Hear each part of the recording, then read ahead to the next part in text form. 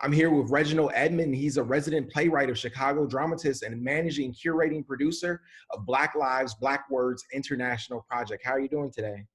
I'm good. I'm good. Things are, we're in interesting times, man. We're definitely in interesting times. So I'm doing pretty good. Yeah. Man, I'm holding, talking I'm about holding.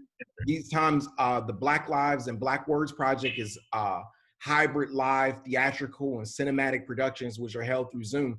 Did that come about mostly as a result of the pandemic?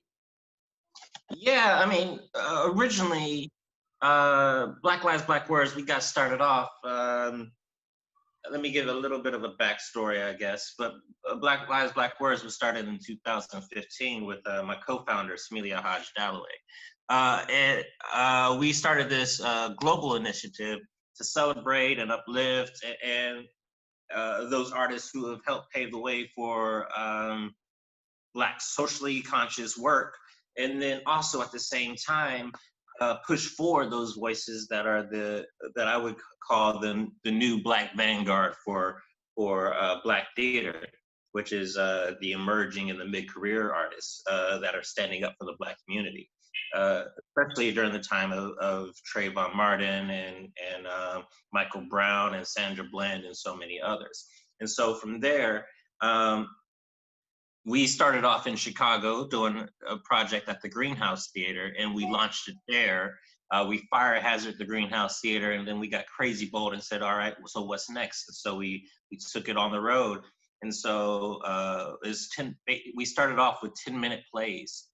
And then somehow it exploded out, and now we've served 2 continents, 3 countries, 9 cities all across the globe.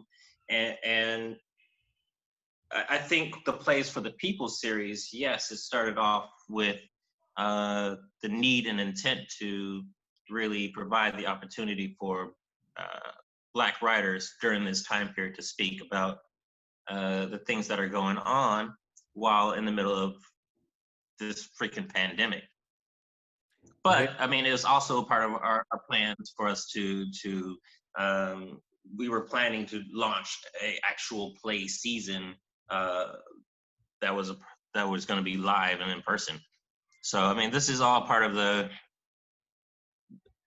taking what we have and making it something amazing and delicious. You know, that's how we do it. That's all you can do, really. And you know, talking about the pandemic, I saw like earlier this week how the Actors Equity Association they had endorsed Joe Biden for president of the United States.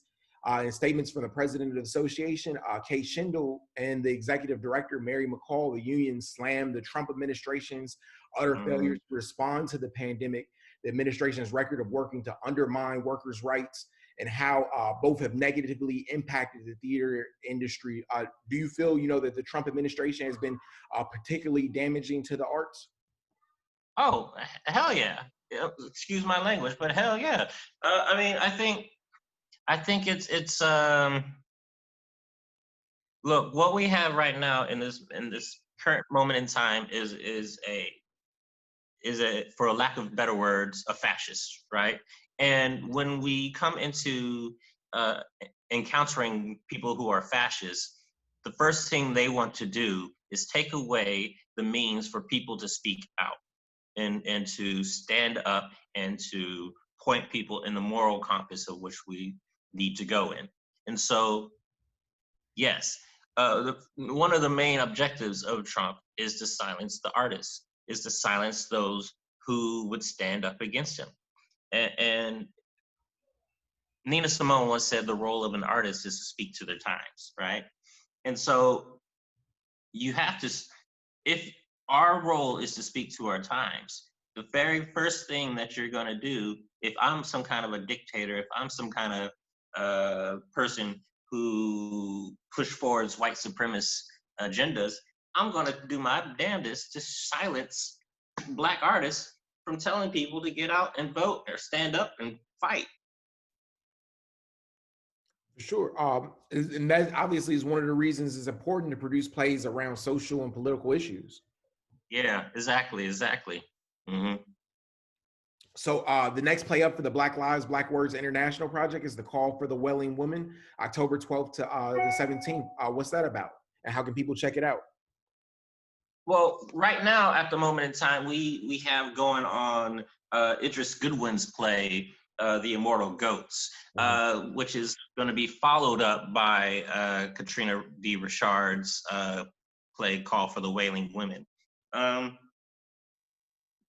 I mean, I think each of these plays are really speaking to the current times that we're living in. I mean, if you look at Immoral Goats, it's all about pulling down these statues of these white supremacists and colonialists that have dictated and held a hand over our communities. Um, and then if you look at Call for the Wailing Women, it's really wrestling with like police brutality and where do women stand uh, whose voices have oftentimes been ignored during these moments and times. And if we're looking at what just happened most recently with Breonna Taylor, I think Call for the Wailing Women is a perfect um, call to action when it comes down to where we're standing right now.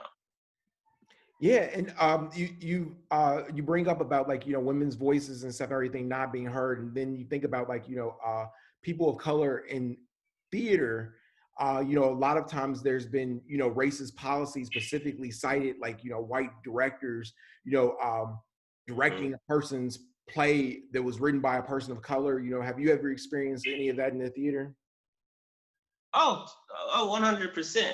And I mean, that's also part of the reason why we created Black Lives, Black Words, is for us to be able to uh, give voice to Black artists, to encourage Black artists to work together with Black directors. To yeah, I mean, we're really here trying to do the work that's going to shift and radicalize in a transformative way the theater that we're experiencing.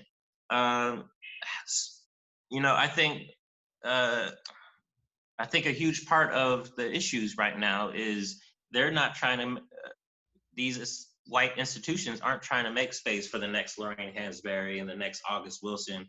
Um, they're pushing for oftentimes problematic works that are shocking, that don't really speak to the people and to the community. And so what Black Lives Black Words is trying to do is basically push aside the gatekeepers and provide a platform for those artists um, to stand out. And the only way that that's going to happen is if you unify Black artists to realize their value, both in terms of working with directors of color, but also uh, recognizing that they deserve to have a platform. That's dope, Reginald. Where can people follow you on social media? Check out the Black Lives Black Words International Project. Yeah, yeah. So they can check us out at blacklivesblackwords.org.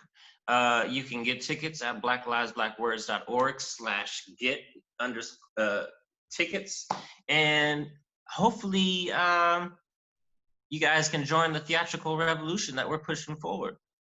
That's dope, man. Thank you so much for your time. I really appreciate you. Thank you, man. Thank you so much.